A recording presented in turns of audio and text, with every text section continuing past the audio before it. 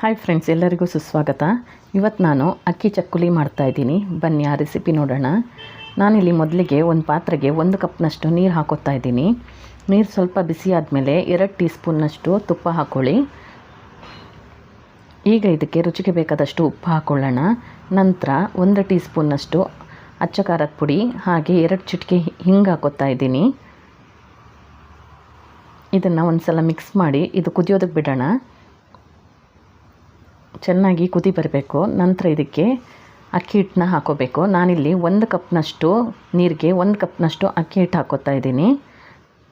ಅಕ್ಕಿ ಹಿಟ್ಟು ಹಾಕ್ಕೊಂಡು ಒಂದು ಅರ್ಧ ಟೀ ಸ್ಪೂನ್ನಷ್ಟು ಕಲೋಂಜಿ ಅಂತ ಸಿಗುತ್ತೆ, ಅದನ್ನು ಹಾಕ್ಕೊಳ್ಳಿ. ಇದನ್ನು ಹಾಕ್ಕೊಂಡು ಚೆನ್ನಾಗಿ ಒಂದು ಸಲ ಮಿಕ್ಸ್ ಮಾಡ್ಕೊಳ್ಳಿ. ಗಟ್ಟಿ ಅಂತ ಅನಿಸಿದ್ರೆ ಸ್ವಲ್ಪ ಬಿಸಿನೀರನ್ನ ಹಾಕ್ಕೊಳ್ಳಿ. ಒಂದು 2 ರಿಂದ 3 ಟೇಬಲ್ ಸ್ಪೂನ್ನಷ್ಟು ಬಿಸಿನೀರು ಹಾಕ್ಕೊಂಡು ಒಂದು ಸಲ ಮಿಕ್ಸ್ ಮಾಡಿ ಮುಚ್ಚಳ ಮುಚ್ಚಿ ಒಂದು 10 ನಿಮಿಷ ಇದನ್ನು ಹಾಗೆ ಇಡಬೇಕು. ನಂತರ ಇದನ್ನು ಚೆನ್ನಾಗಿ ನಾದ್ಕೊಳ್ಳಿ. ಸಾಫ್ಟ್ ಆಗಬೇಕು ಹಿಟ್ಟು, ಅಲ್ಲಿವರೆಗೂ ಇದನ್ನು ನಾದ್ಕೋಬೇಕು. ಸ್ವಲ್ಪ ನೀರನ್ನು ಚಿಮುಕ್ಸ್ಕೊಂಡು ಇದನ್ನು ನಾದ್ಕೊಳ್ಳಿ.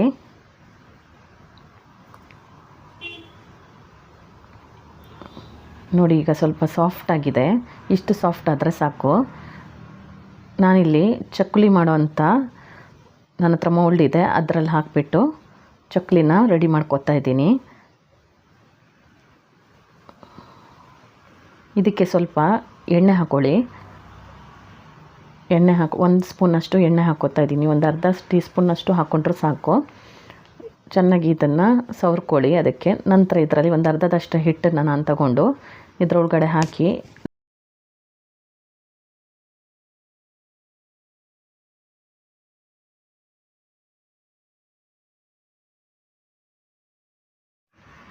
ಇದರದ್ದು ಮುಚ್ಚಳನ ಟೈಟ್ ಮಾಡಿದ ನಂತರ ಒಂದು ಬಟರ್ ಪೇಪರ್ಗೆ ಸ್ವಲ್ಪ ಆಯಿಲ್ ಹಾಕ್ಕೊಳ್ಳಿ. ಈಗ ಇದನ್ನು ನೋಡಿ ಚಕ್ಕುಲಿ ರೀತಿ ಇದನ್ನು ರೆಡಿ ಮಾಡ್ಕೊಳ್ಳೋಣ. ಇದೇ ರೀತಿ ನಾನು ಒಂದು 5 ರಿಂದ 6 ಚಕ್ಕುಲಿನ ರೆಡಿ ಮಾಡ್ಕೊತಾ ಇದ್ದೀನಿ.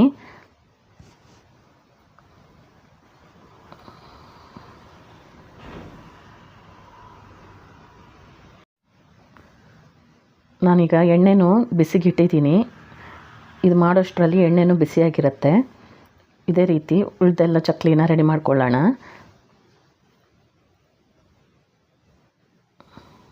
ಬಿಸಿ ಬಿಸಿ ಎಣ್ಣೆಯಲ್ಲಿ ಒಂದು 3 ಚಕ್ಕುಲಿನ ಕಾಯಿಸ್ಕೊತಾ ಇದ್ದೀನಿ. ನಾನು ಪಣಲೆ ಚಿಕ್ಕದು ಇಟ್ಕೊಂಡಿರೋದ್ರಿಂದ 3 ಚಕ್ಕುಲಿ ಹಾಕೋತಾ ಇದ್ದೀನಿ.